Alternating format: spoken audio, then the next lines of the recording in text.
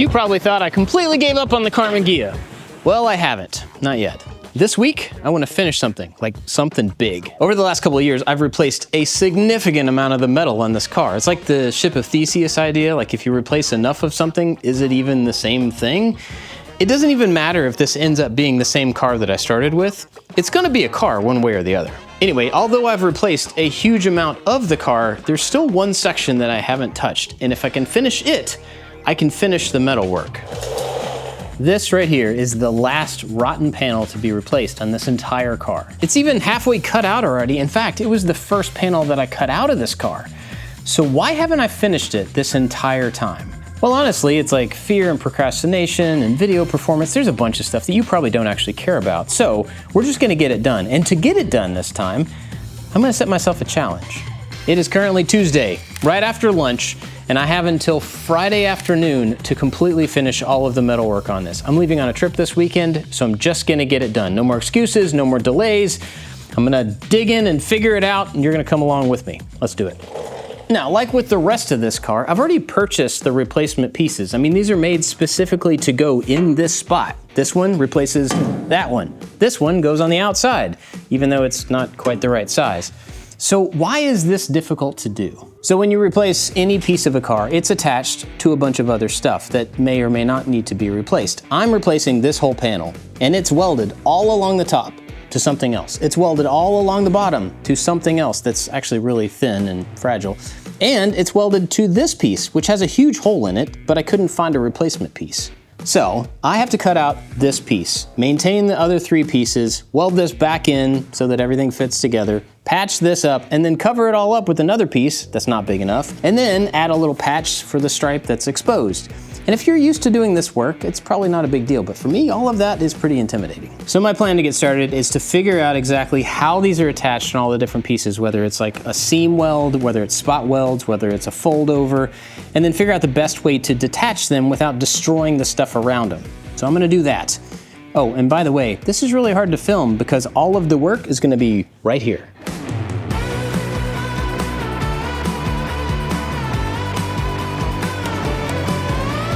Well, as with most things in life, that was way easier than I expected it to be. I have this tendency that maybe you have too, where if something seems difficult, I'll put it off a little bit and then I'll continue to put it off. And the longer I put it off, the bigger and more difficult it seems in my head. And so I end up walking around with this kind of like weight of this undone thing that's gonna be super duper hard. And when I finally get around to doing it, it's not that hard. It's a lot of wasted energy and effort and procrastination. You should just do the thing in the beginning. Okay, I gotta clean this up before we can move on.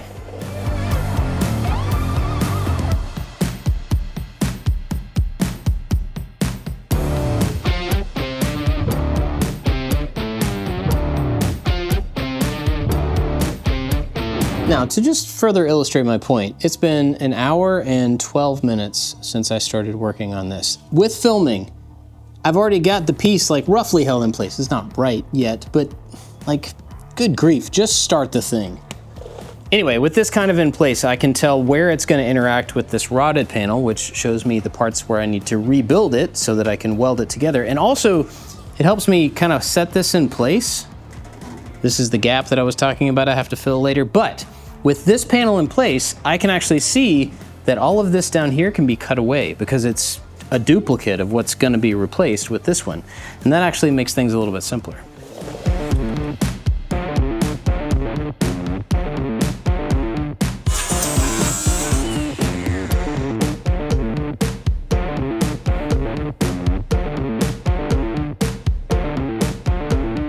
All right, I've got to make a piece for this to attach to, so I'm just going to trace it.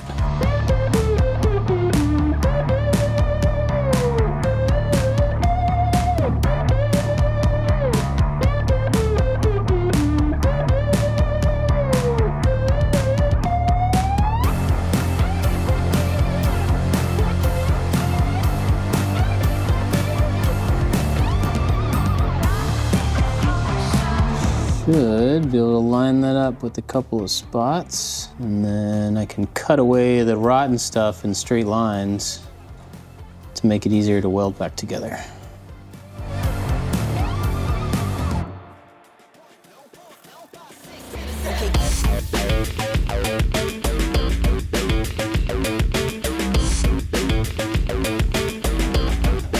think I need to make this piece again and a little bit taller. I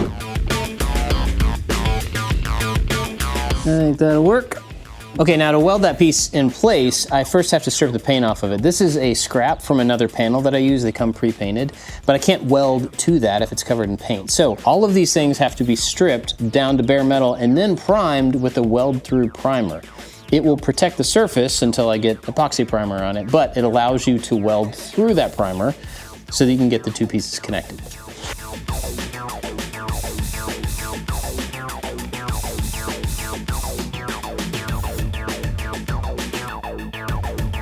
I'm also gonna spray that primer onto the surface that I'm attaching that piece to, but before I do that, I need to handle the rust that's still here. I can't get all of it off with a flap disc or any other stuff, so I'm gonna convert it using something like this. This is rust mort. I've tried a bunch of different ones, but this works pretty well to convert that to like a black kind of, I don't know, stuff. I don't even know what it converts it to, but it makes it not rust. All right, it is an acid, so it's kind of nasty, but I've used similar stuff called Osfo that actually works really well. And it turns the rust almost immediately into this black, I don't know, this stuff that is not rust, and it will stop rust from being able to penetrate up, you know, if you got deep stuff. This is pretty good. And if you have a brush and a little tub, that's a great way to do it, like a chip brush. You can just brush it over the surface. But I don't. I have to let that stuff sit for a minute, so I figured while I'm waiting, I'll show you a couple other things that do a similar job in case you need them. This is a rust dissolver, and it still turns it in like a black kind of primer stuff. You spray this on, it's a gel, and you can kind of smear it around. This is really good, but once you put this on, you can't weld through it, so that's been kind of a problem. The one that I've used the longest is called Osfo, and I think it's chemically the same stuff as the rust mort. It smells the same, it looks the same, works the same, and you can get this in a big jug. So, Evaporust also has one. You can get this in a big jug. This stuff is pretty great because it's water-based, and so it doesn't have any harsh chemicals. You can actually just put your bare hands in it. It's pretty awesome. And then if you have rust and you just need to contain it and cover it up, you can use this stuff. This is a paint. You can get it in a few different colors, but you just paint it over the rust and it like encapsulates it. So it stops it from spreading, but it doesn't actually get rid of it. It's for like the hard to reach spots that you just really can't do anything about.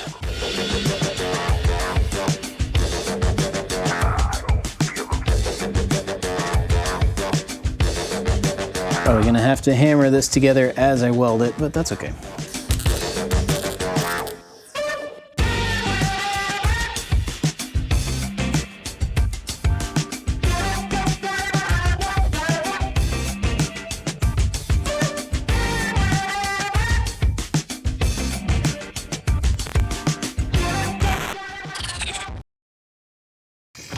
Well, my battery died yesterday, which means today's Wednesday. But even though I didn't get to shoot all of it, I did get a lot done. Let me show you. I got this thing all patched up, and that hole's supposed to be there. It's ugly, but the cool thing is that after today, hopefully, once I get this thing covered up, nobody should ever see that again. Over the last couple of years, working on this project, I've been trying to get better at welding, especially on sheet metal, which is hard, at least for me. So even on places like this, I've been trying to use it as practice to get better at it, but I also waste a lot of time there. Once this thing is covered up, nobody's ever gonna see it again, so it really doesn't matter what it looks like as long as it's strong enough. So I don't really care if it's ugly. Also yesterday, I did something else. Throughout this entire project, one of the things that I've always worried about is getting the doors to work again after doing all this other body work around them. And this door did not work until yesterday, but now it totally does.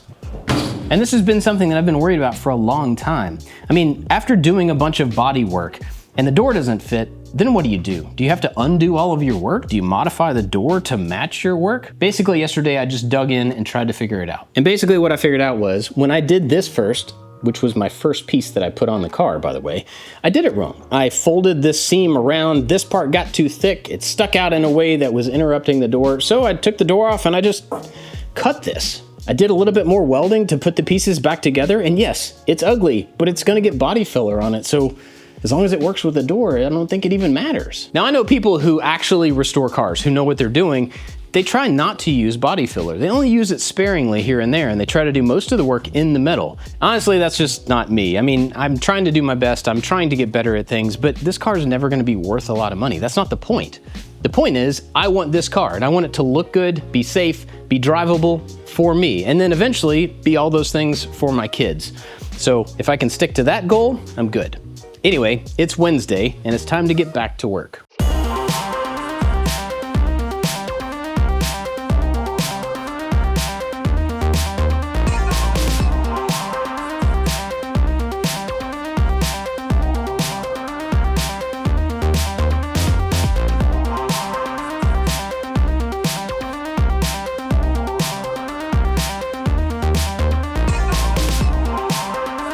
I've decided that I don't actually like welding very much.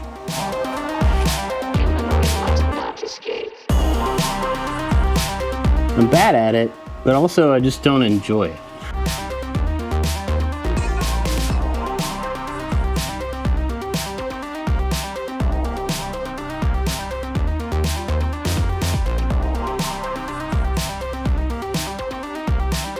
That piece is firmly in place. It's well connected, but super duper ugly. So ugly that I don't even want to show it to you. But before I cover it up, I also want to try to maintain it as best I can to keep water out of all those different seams. So I'm going to use some seam sealer. This just goes in a caulking gun and you squirt it in there and try to fill all the little gaps so that moisture, mud, grime can't get in there later to cause rust.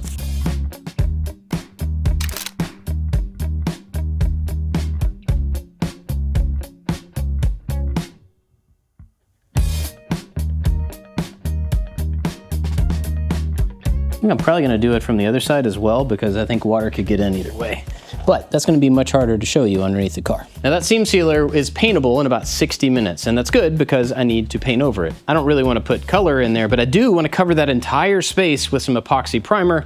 It's this stuff right here. I've learned that epoxy primer is the best way to kind of protect your bare metal. You cover it with an epoxy so that water can't get to it to cause rust.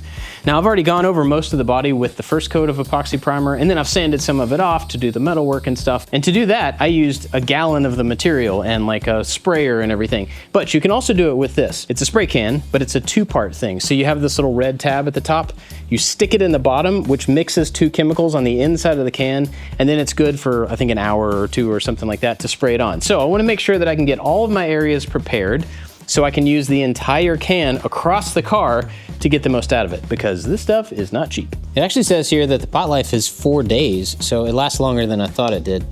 Basically, you take the end out of here, and then you stick it right there and press. Oh, kind of heard it squish. And then you shake the two together.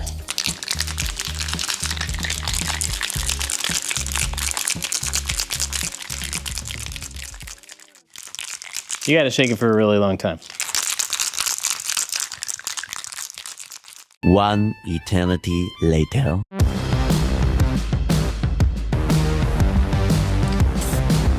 This video is sponsored by Trade Coffee, and I gotta tell you something about myself. I really like coffee, but I'm not a coffee snob. I don't like specific brands, I don't have any fancy machines, but I just really like coffee. So what I did is go on to drinktrade.com and I filled out the coffee survey. This tells them what you like and what you don't like and what kind of machine you have.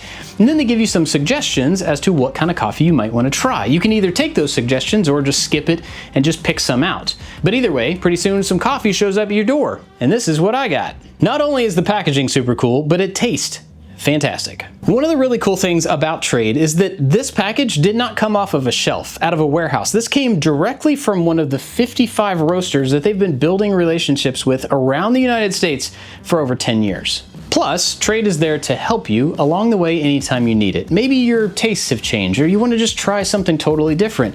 They'll give you some more recommendations that are not driven by an algorithm. They're personalized recommendations for you. Or maybe you're having trouble brewing it the way that you like it. They're there to help for that as well. Or maybe you need to switch up your bag size, frequency, or even cancel, skip, or pause your subscription. Maybe you're traveling and you don't need as much. They'll help you out with that. Either way, they guarantee that you're gonna love your first bag of coffee, and if you don't, they'll swap it out for something else. No questions asked.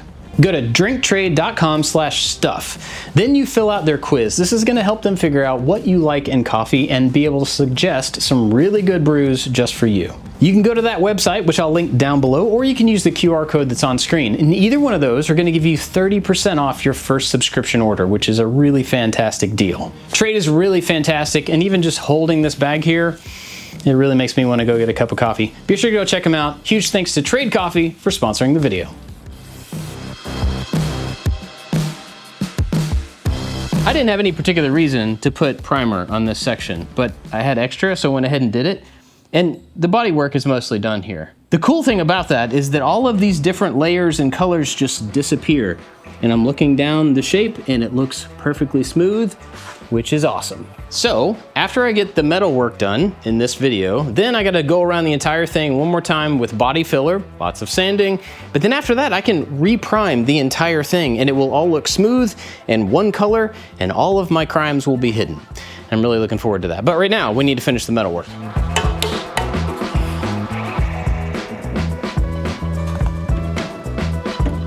This actually is fit in really well and actually in the right place, but before I weld it on, I wanted to point something out.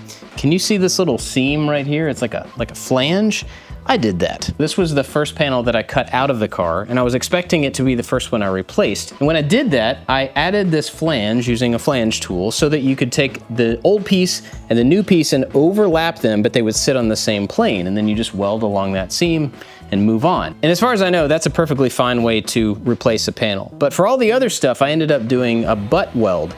So I would cut pieces as closely as I could, line them up edge to edge, and then add the weld along that seam, which honestly didn't work that great for me.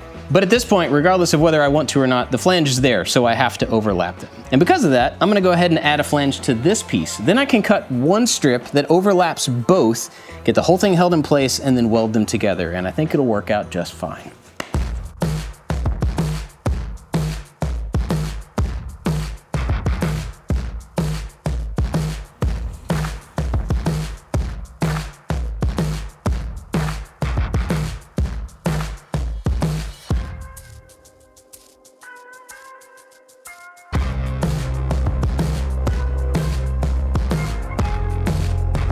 Honestly, I think if I had to go back and do it all over again, I would do all of them with the flange tool and overlap. It's so much easier. It's less likely to burn a hole through. You've got area to clamp things easier. It's just way easier. Next up, I need to make a piece to fill this gap. Now this is weird because it tapers, but then it also curves and has to go around the end. Rather than trying to do that with metal, I think I'm gonna take a piece of paper and actually like lay it over here, rough in the lines, and then I can lay it out flat to get a template that I can then transfer to metal. But it's the end of the day, so I'm gonna do that tomorrow.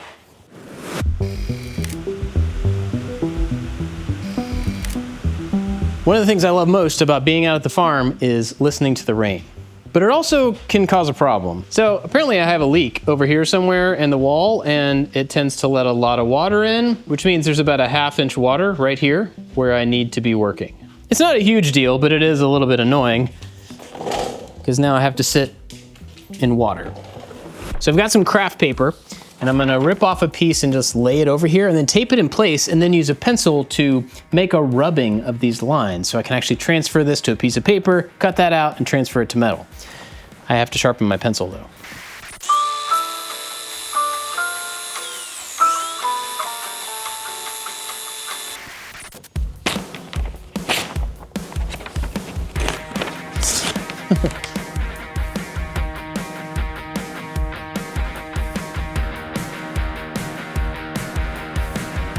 I'm not exactly sure how to do this part, but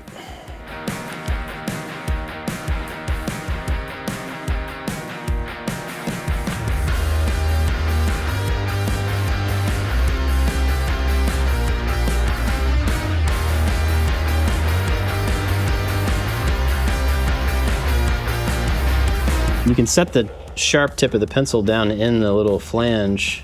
You can see that this line that I drew is actually on the inside of the flange, and where I was trying to do the rubbing is not right up against it. It's kind of like above it. So if I had cut to here, the piece would probably be too wide. That's kind of interesting.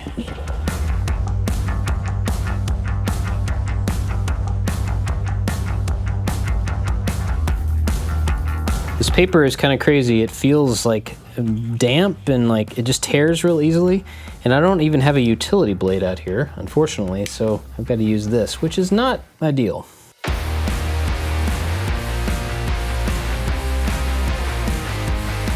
Well, that worked way better than I thought it was going to.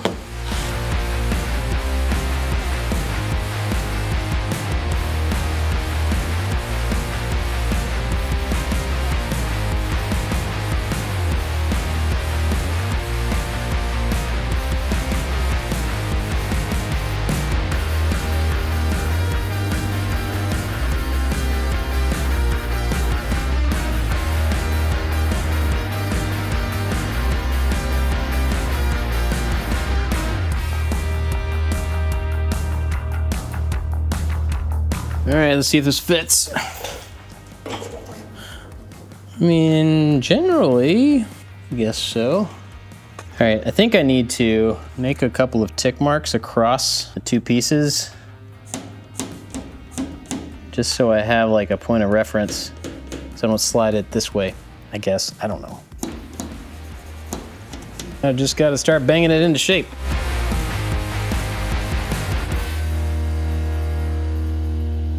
So I've been banging on this piece of metal for about 30 minutes, and it's pretty close, I think.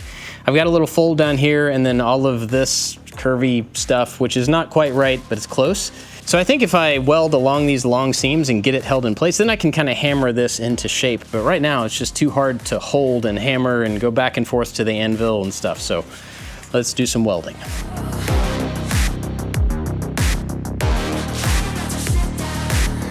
I don't know, man. Let's do it.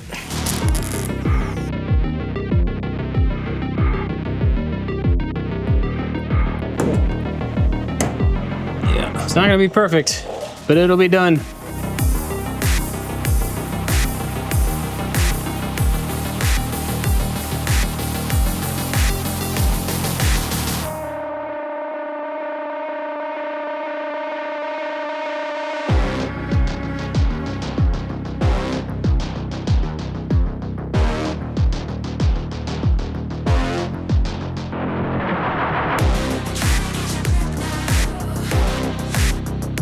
It's ugly, like really, really ugly. And I think the overlapping panels probably led to some of that. It's just not lining up like I had hoped it would. But you know what? It's done. But regardless, I can keep working on it. I can fill in more, I can grind more, and eventually add body filler. But I'm really excited because right now it is 4:57 on Thursday. And remember, I said my goal for myself was to try to get this panel in place before the end of the week, because now that this panel is done, all of the major metal work on the entire car is finished, and that feels really, really good. Now, I could come out here tomorrow and continue filming and show you something that's only gonna look marginally better, but instead, I think I'm gonna end it here and give you a little piece of advice from my own experience. Stop putting it off, just do it. Because it's probably faster and easier than you expect it to be, and then it'll be done. Thanks for hanging out with me. I'll catch you next time. It's Wednesday, and I didn't show you a lot because my battery died yesterday, but I did trying to fix welding that's gonna be completely hitting?